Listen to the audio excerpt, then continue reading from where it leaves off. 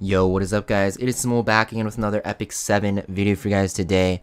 And today we are going to be talking about the update happening on the 27th of October. It is one of the biggest updates to date for Epic 7. You can see there's a lot of QL changes, new heroes, and a lot of free stuff. So yes, getting started guys. I'm going to talk about it very quickly. I'm not going to talk about this stuff too much in depth. Just wanted to summarize what's happening for you guys. I'll talk about specific updates more in depth in future videos. But for now, we're just going to skim through. So first, we have a new side story. Pretty cool. You're going to see that there is a new artifact as well that you can get from that side story. We also have a new 5-star limited hero, Arunka. A lot of you guys have been waiting for her. I did say she was coming out soon. And looky, she is here. And she is a limited unit, like I said. So you're going to have 2 weeks to pull for her. And if you don't pull for her now, you're going to have to wait for her next rotation, which might take a year or even longer. So you're definitely going to want to save your bookmarks for her. We have a new skin concept coming out. I'm pretty sure this is Shu, right? We're basically getting a free skin, or not a free skin, but a skin in an Epic Pass in the near future. And the skin looks pretty sick. We'll look at the artwork there. Also have background battling. So this is probably the biggest change to quality of life that Epic 7 has ever had. Basically, you can battle hunts in the background or adventure mode or even altars during like event days and whenever you want actually, and you'll be able to still do other stuff on your phone while playing Epic 7. So pretty cool. Finally, while you're playing Epic 7, you can actually do other stuff, so I'm pretty excited for that insane QL change. Next, we also have Labyrinth improvements, which we talked about in many other videos, adventure improvements, UI improvements, and the balance adjustments that were announced a while back. Also, with this, we have a huge update. So we have the Book of Memories for the Halloween event, which is pretty cool, but more importantly, guys, custom group summon. You'll basically be able to choose from 3 RGB or limited units after a certain point in time. I think they have to have their banner run at least twice before you can choose them. And you'll be able to basically summon for these units. So if you guys are missing like Summertime Assyria, Seaside Bologna, DN, any limited units, you'll be able to choose from this, right? You can even get like Landy and stuff like that. So pretty cool. I think this is the reason why they did not release Seaside Bologna in the summer or this summer, because they were planning to do this.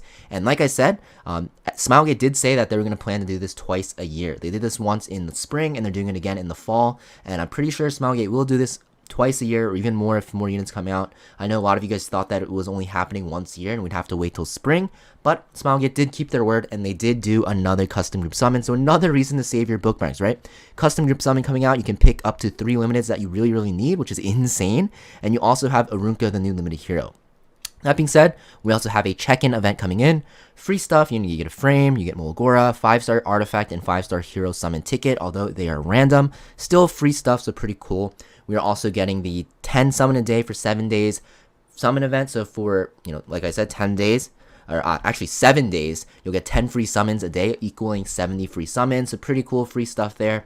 We have the buff event coming out on the 28th, I believe, of November. We have the hunt event, the adventure mode event, and also the spirit altar event with free unequipped. So pretty nice. Free ML hero recruitment event as well. You get to choose a free ML 5-star for free. There's not really any catch. You just have to spend energy for farming coins or points, I guess, and you can use those points to choose an ML 5-star that you want for free. That's it. Pretty cool, right? If you guys want to know more about that, make sure you guys check out my last video. Basically, you can get like Bellion, Conquerlius, like pretty much whatever ML 5-star that you want besides Elena and Pavel, because they are recent releases. So Smilegate is just giving us a lot of free stuff. As you can see, we also have the 7-day growth guide, which is going to be starting. It's going to be for new and returning players. If you guys have already, gotten to the late game, just get free stuff. So much free stuff coming out, and like I said, new side story, which is pretty cool. But yeah, the new artifact coming out is going to be Seal of Capture. After you use a basic skill, when a non-crit is made, you have a chance to burn on the target for 2 turns. Only applies for single attacks, and keep in mind, burn does scale with your attack, so this can actually hit very hard. Good on units like Summertime Assyria, Hwayoung, right? Even the new unit Arunka, as you'll see, if you guys are lacking an option for those non-crit users.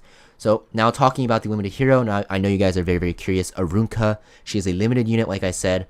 Earth Warrior, I'm going to talk about her skills real quick. I'm not going to go over artwork too much because, just want to go through this really quick. And I'll show you guys more and talk about her more in depth in a separate video. So yeah, Earth Warrior, limited unit. Attack is super high. She's very decently bulky, health and defense wise. You're also going to see that her speed is very low. And she also has an imprint concentration for attack. And like I said, she seems very similar to Hwayoung. And why is that? Well, if we look at her skills here, you're going to see her S2, guys. It is a attack increase by 30% passive. and you will not be able to trigger critical hits. At the end of an enemy's turn, guys, when the target is granted a barrier on that enemy's turn ending, you'll get a CR push. So, kind of like that CR push that was in Hwayoung's S1, I guess. So pretty cool. Next, you're going to see her S3, guys. It is going to be a single target attack that gives her attack buff. And instead of cleansing herself, she gets that attack buff. So very similar to Hwayoung's S3, because you're going to see that this penetrates defense by 70%, except that this will inflict extinction. And also when the target is granted a barrier, you'll do more damage. So very similar to Hwayoung's maximum HP difference mechanism, except that Ruka's will be basically for barrier users, which is very nice because we have a new set coming out, which you're going to see is going to be using barriers. Also, we have our S1, guys. It is going to be a single target attack with 2 chances each to inflict 50% chance of bleeding for 2 turns. And if you actually get lucky on the roll, you have a 50% chance to activate an extra attack.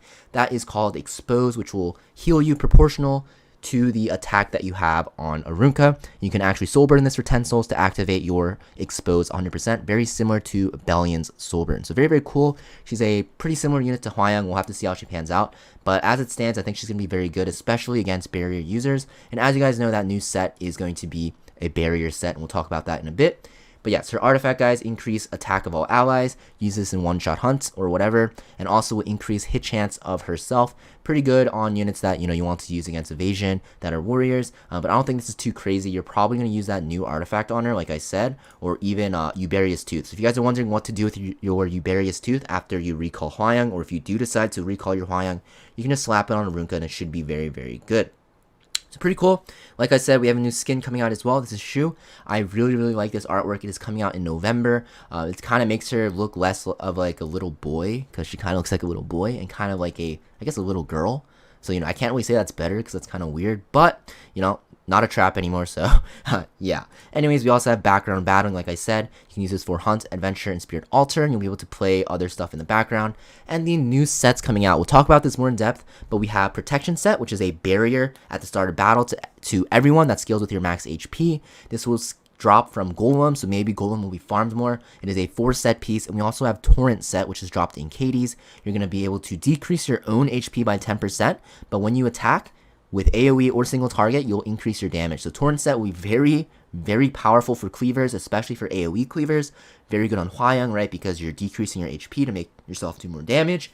And also, just any unit that wants to do more damage in general. I think Penetration Set will be very good, on most units here for single target penetration damage, but Torrent Set you can also pair with it, because you can actually see that it is a 2-piece set, and also this stacks because it says that sets can be equipped at the same time. So I do believe you can stack this twice like Crit Set, so you can do 20% extra damage. Just keep in mind, if you do that, you're giving up that speed set. Protection Set, guys, I don't think will be that great. It seems pretty decent, but you can't run speed set with this, so it's gonna be kind of weird. I think they should have made this a 2-set and the barrier to last for 1 turn, honestly. But Protection Set is another barrier set, and there's a lot of barrier counters in the game. We have Arunka, Opsig, we have DJ Bazaar and stuff like that, and even just Strip in general. So pretty interesting. I don't think Protection Set will be that good, but Torrent Set looks amazing, especially for cleavers. Also, battle rule improvements. You're going to see that you will decrease basic attack or basic dual attack chance by 5% to 3%, so you can't get RNG'd as much in PvP, but they're increasing dual attack chance by 20% to 30% max. So what that means is you can actually boost your dual attack chance to 30% now from like artifacts and stuff like that, and you can actually see it on your stat screen. But the basic dual attack chance on every unit is going to be lowered from 5% to 3%, so you cannot get really, really annoyed and randomly dual attack. And you're also going to see Unity Set is getting improved. So Unity Set is a 2-set, but now it is going to be 4% to 8% increase the dual attack chance. So very interesting. Samool is making a very interesting change. They're also making some world arena changes as well, where Soul Weavers are not getting that 7 speed increase anymore, which was huge. It made DN super broken, so it might make her not as great anymore. They're increasing mages now, because mages honestly aren't really used that much, and they're also requiring the turns to be decreased from 8 to 7 for Battle Frenzy to switch. So huge Battle Frenzy changes for World Arena. Keep that in mind. Also, UI improvements, nothing too crazy, but it does look a little better. I guess, they made the epic craft button pretty cool. I don't think that's a huge deal, but I guess they're including it into the update. Labyrinth is getting reworked. If you guys want to talk about that or see more about that in depth, make sure you check out my other video talking about the Labyrinth changes. It is pretty good. Everyone will get free rewards basically. And also the equipment you get from the reward chest and goblin gates are getting increased because there was no real reason to keep those gears in the late game because at max they were level 80 and you couldn't even reforge them. Also guys, difficulty level of obtaining stars in a stage will be decreased to make it more easy to actually, be able to get your region rewards. And we also have episode 2 difficulty going down because honestly Strays is pretty difficult for newer players, and even in general this episode is just really painful for early game players because you're kind of forced to farm for gear before you can progress through the story, which is not something that a new player really wants to do. A lot of players just want to play for the story initially, and if they get hooked onto the game story then they play more, so pretty good change overall. Next, we also have, like I said, Book of Memories for that Halloween side story. Adjustment changes coming out very, very soon on the 27th of October. And we also have the artifacts getting balanced as well. And that custom group summon. So it's going to be going on from the 27th after maintenance for a month. And you can basically choose from pretty much a lot of units. I'm not going to talk about every single one, but there's going to be a list in game. Make sure you guys choose the ones that you need. I'll be releasing a tier list in the future talking about which ones you definitely want to pull for. And we also have banners coming out. So we have Hwayoung's banner recently after her nerf. I don't know, pretty weird time to run her banner, but yeah, we're going to talk about if you guys should be pulling for her in the near future. Runko, which you guys should be pulling for because she's a limited unit, right? We also have Haste's banner coming out as well. Pretty weird timing as well because he didn't even get a buff, but we're going to talk about him as well in the future. And we also have the new Mystic rotation release. So we have Strays and Ruel of Light that you can choose from here. Pretty cool units, and also it's going to be Spectre Tenebria and Closer Charles as well. So you're gonna be able to choose those units, and then we also have the coin shop rotation changing as well. So yeah, that's pretty much it for this video though, guys. I know it was a very quick summary, but we'll talk about a lot of this stuff in depth in separate videos because a lot of these topics actually require a different video to talk about in depth. Otherwise this video will get way too long. So yeah, I'm gonna wrap it up here and I'll see you guys next time. Peace.